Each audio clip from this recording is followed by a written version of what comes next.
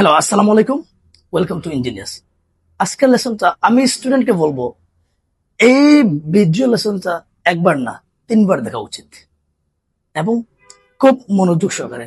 এটা হচ্ছে কি রাইটিং টাস্ক 2 এর উপর যে কমন এন্ড ফ্রিকুয়েন্ট 5টা ভুল স্টুডেন্টরা করে। আমরা যখন স্টুডেন্টের খাতা চেক করতে যাই, এই যে 5টা ভুল, এইগুলা কিন্তু রাইট। আমি শুধু রাইটিং এর কথা বলবো না, এই ভুলগুলা আবার স্পিকিং এর মধ্যেই দেখতে দেখা যায়। তাহলে জাস্ট এই ভুলগুলো নিয়ে যদি আমরা কাজ করি, আমি মনে করি রাইটিং এর তোমার ওয়ান ব্যান্ড স্কুল কিন্তু ইমপ্রুভ হয়ে যাবে। তাহলে দেখা যাক এই ভুলগুলা থেকে। So let's get started. 5 frequent grammatical errors in writing text 2. The most important one: wrong use of countable and uncountable nouns. স্টুডেন্টরা কাউন্টেবল এন্ড আনকাউন্টেবল এর মধ্যে কনফিউজড এন্ড ভুল ভাবে ইউজ করেন। এক্সাম্পলটা দেখেন, এখানে লেখা there are many informations about climate change. ভুলটা কোথায়? ইনফরমেশন হচ্ছে আনকাউন্টেবল এবং তার আগে মেনি ইউজ করা হয়েছে এবং এটার সাথে এস ইউজ করা হয়েছে। তাহলে আমরা কিভাবে এটা কারেক্ট করব? যেহেতু এটা আনকাউন্টেবল নাউন, তার একটাই ফর্ম, তার সাথে এস বা এস হচ্ছে না এবং তার আগে মেনিটাও আমরা বসাইতে পারতেছি না। বারবারটা কতটা ভুল হচ্ছে? আমরা বলতে পারি there is much there is much information about climate change। যেহেতু much information এটা আনকাউন্টেবল নাউন সিঙ্গুলার ভার্ব নেয়, তাহলে কি ইনফরমেশনের সাথে আমরা কিন্তু কি করতে পারতেছি না? এস দিতে পারতেছি না, কারণ এটা হচ্ছে আনকাউন্টেবল নাউন। এটা কিন্তু আমাদের লিসেনিং এ কাজে দিবে। তুমি হয়তো কি করতে পারো, লিসেনিং এ না জানার কারণে তুমি এস দিয়ে দিতে পারো ফার্নিচারের সাথে, ইনফরমেশনের সাথে, মিউজিকের সাথে। সো তোমার স্কোর কিন্তু ওই দিকেও কমতে থাকবে। Number 2, incorrect word forms. আমি নাউনের জায়গায় অ্যাডভার্ব ইউজ করে ফেলা, অ্যাডজেক্টিভের জায়গায় অ্যাডভার্ব ইউজ করে ফেলা, মানে পার্টিকুলার জায়গায় সেন্টেন্স স্ট্রাকচারের মধ্যে কোন জায়গায় কোন ওয়ার্ড বসবে, right use of parts of speech. এইখানে যদি এক্সাম্পলটা আমি দেখি, the government should take responsible, এই জায়গাটা ভুল ফর দিস ইস্যু। ভুলটা কিভাবে হইলো?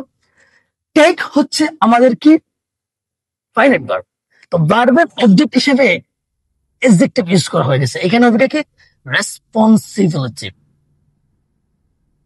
কারণ এখানে একটা নাউন বসবে। নাউনটা কিভাবে বসবে? ভার্বের অবজেক্ট হিসেবে নাউন হয়, অ্যাডজেক্টিভ না। কি টেক করবে? রেসপন্সিবিলিটি, দায়িত্ব। The government should take responsibility for this issue. তাহলে আমরা দুইটা দেখলাম, একটা ছিল কাউন্টেবল এন্ড আনকাউন্টেবল নাউনের ভুল, যেটা সবচেয়ে বেশি রাইটিং এর মধ্যে পাওয়া যায়। নাম্বার 2 হচ্ছে ইনকারেক্ট ওয়ার্ড ফর্মস, নাউনের জায়গায় অ্যাডজেক্টিভ ইউজ করে ফেলা, অ্যাডজেক্টিভের জায়গায় নাউন ইউজ করে ফেলা, ভার্বের জায়গায় নাউন ইউজ করে ফেলা।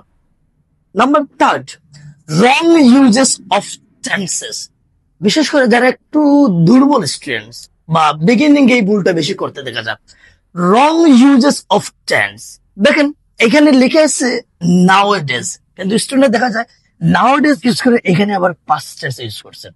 অথবা এমনও আমরা দেখি রাইটিং এ 1920 ইয়ার মেনশন করা, পাস্টের ইয়ার মেনশন করা, কিন্তু এখানে ভার্বটা প্রেজেন্ট ইউজ করা, যেটা রাইটিং টাস্ক 1-ও দেখা যায়। তাহলে এখানে কি নাওডেজ পিপল ওয়ার রিলাইং, এটা আমাদেরকে কেটে দিতে হবে। এটা আমরা প্রেজেন্ট ইন্ডিফিনিট ইউজ করতে পারি, নাওডেজ পিপল রিয়ালাই মোর অন টেকনোলজি, কারণ নাওডেজ এটা তো পাস্ট ইউজ করার কোনো প্রশ্নই আসবে না। আমাদেরকে কি করতে হবে?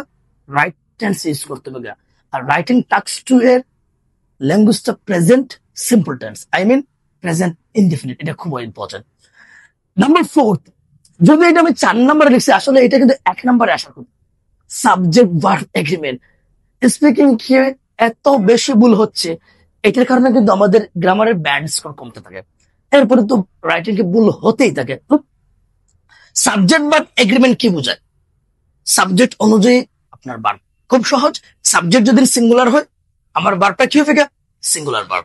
সাবজেক্ট যদি আমাদের প্লুরাল হয়, আমাদের ভার্বটাও কি হবে?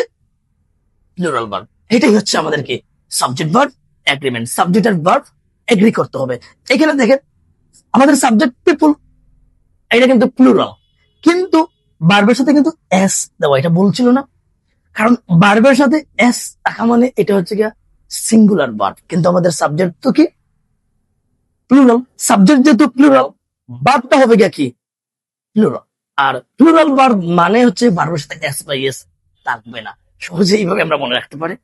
তারপরে পিপল বিলিভ দ্যাট, পরেরটা দেখেন, এখানে যে সাবজেক্ট মানে এটা হচ্ছে আনকাউন্টেবল সিঙ্গুলার। এখন কিন্তু আবার ভার্বের সাথে কি নেই, একটা সেন্টেন্সে দুইটা ভুল হচ্ছে। এই বেসিক গ্রামারটা আমি যখন জানি বা জানবো, আমার কিন্তু ভুলটা অনেকটা কমে যাবে না। মানে ব্রিং না, ব্রিংস। কেন? কারণ এখন আমার সাবজেক্ট হচ্ছে কি সিঙ্গুলার, তাহলে ভার্বটাও হবে কি সিঙ্গুলার ভার্ব। মনে রাখবেন, সিঙ্গুলার ভার্ব মানে ভার্বের সাথে এস বা ইএস থাকবে। ওকে, আই রিপিট, সিঙ্গুলার ভার্ব মানে ভার্বের সাথে এস বা ইএস থাকবে। আমরা যদি কোনো ভার্বের সাথে এস বা ইএস থাকি, বুঝতে হবে এটা কিন্তু সিঙ্গুলার ভার্ব। আর নাউনের সাথে এস বা ইএস থাকা মানে এটা প্লুরাল নাউন, জাস্ট বিপরীত নাউন এন্ড ভার্বের হিসাবটা।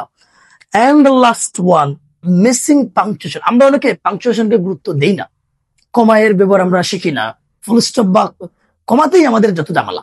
আমরা মনে করি ও এটা কাজে লাগবে না, এটা স্কুলের উপর এফেক্ট করবে না।